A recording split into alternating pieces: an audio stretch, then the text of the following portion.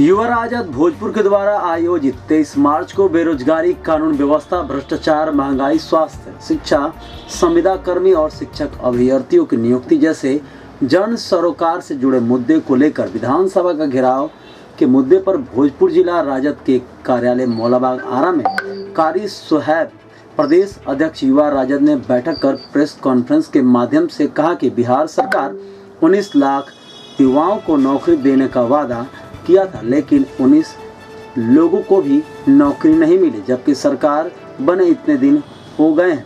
आगे उन्होंने कहा कि बिहार में शिक्षा, स्वास्थ्य का खास्ता हाल है, भ्रष्टाचार चरम पर है, महंगाई से गरीब बेहाल है, कानून व्यवस्था नाम की कोई चीज़ नहीं है, गुंडा अपराधियों का मनोबल बढ़ गया है, संविदा कर्मी और शिक्षक अभ्यर्थियों को यह सरकार दौड़ा दौड़ा कर पीट रही है। आगे कहा कि अधिक से अधिक की संख्या में भोजपुर जिले के नौजवान साथ ही विधानसभा घेराव कार्यक्रम में भाग लें।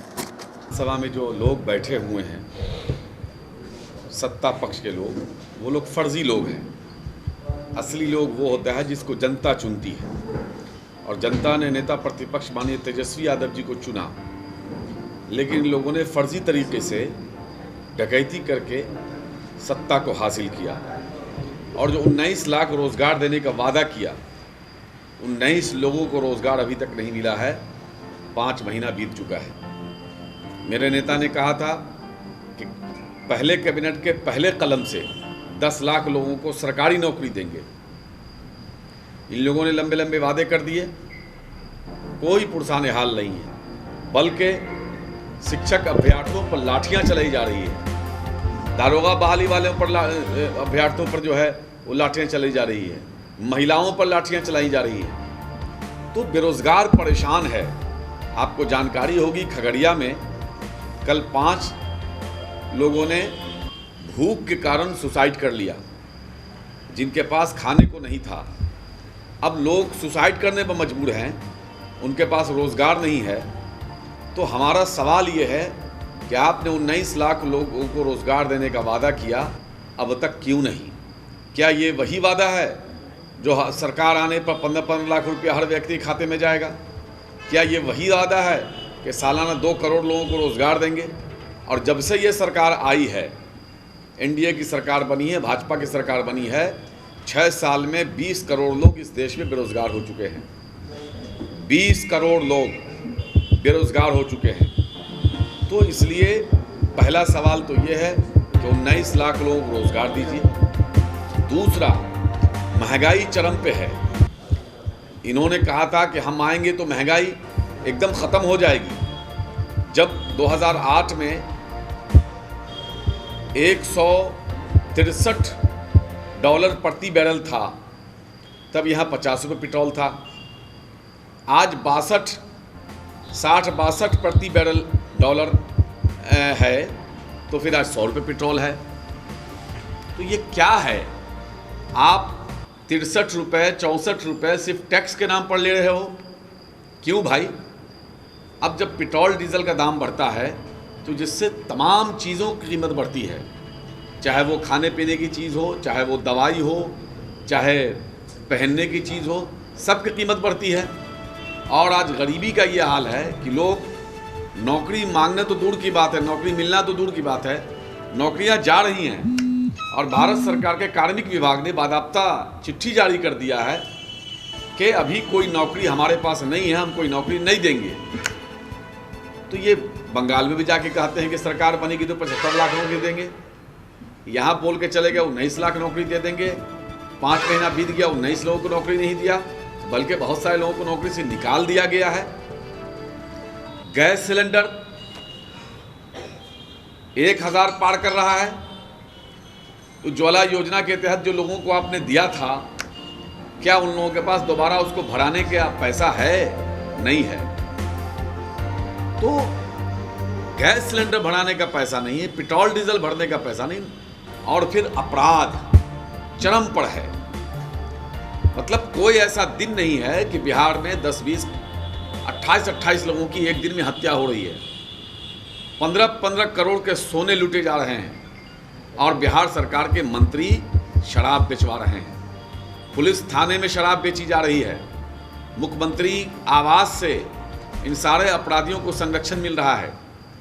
इन सारे सवालों को लेकर के रोज़गार का मुद्दा हो, महंगाई का मुद्दा हो, चाहे वो जो अपराध विधि व्यवस्था, जो कानून व्यवस्था दिन ब दिन ख़राब होती चली जा रही है, इन सारे सवालों को लेकर के शिक्षक अभ्यर्थियों का मामला हो, आशा दीदी का मामला हो, रसोइया का मामला हो, ठेके पर जो बहाल है उनको परमानेंट करने का मामला हो, इन सारे इश्यूज़ को लेकर के राष्ट्रीय जनता दल, युवा राष्ट्रीय जनता दल लगातार आंदोलन कर रहा है, जिसमें एक 3 फेज़ में आंदोलन की घोषणा की गई थी।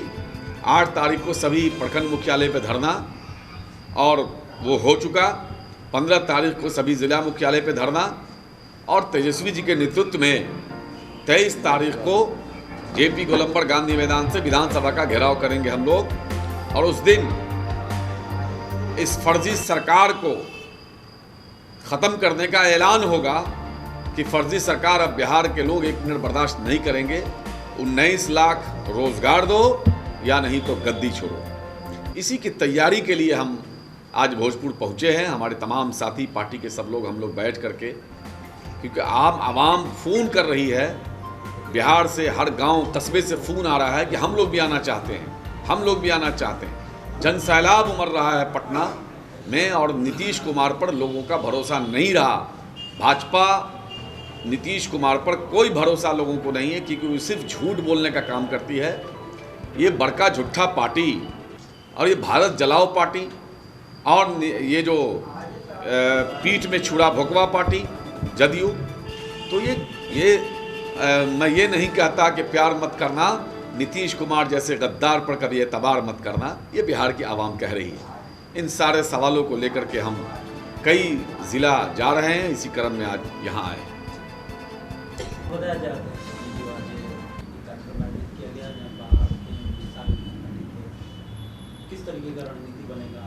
सबसे पहले तो मैं इस भोजपुर ज़िले की पावन धरती पर युवा राष्ट्रीय जनता दल के प्रदेश अध्यक्ष जनाब कारी सुहेल साहब को पार्टी के तरफ से, राष्ट्रीय जनता दल के तरफ से हार्दिक अभिनंदन करता हूं, स्वागत करता हूं। इसके साथ ही आज का जो ये प्रेस कॉन्फ्रेंस है, निश्चित रूप से हमारे छात्र विंग के साथी 3 दिनों से यूनिवर्सिटी के लेकर के धरने पर बैठे थे, और युवा संगठन के साथी 15 तारीख को हमारे प्रदेश अध्यक्ष जी के जो गाइडलाइन है, 15 तारीख को जिला मुख्यालय पर हम लोग धरना का काम करेंगे, और 23 तारीख को राजभवन मार्च है। पूरे प्रदेश में युवा, छात्र, नौजवान, किसान, आम आवाम त्राहिमाम है इस डबल इंजन की सरकार से।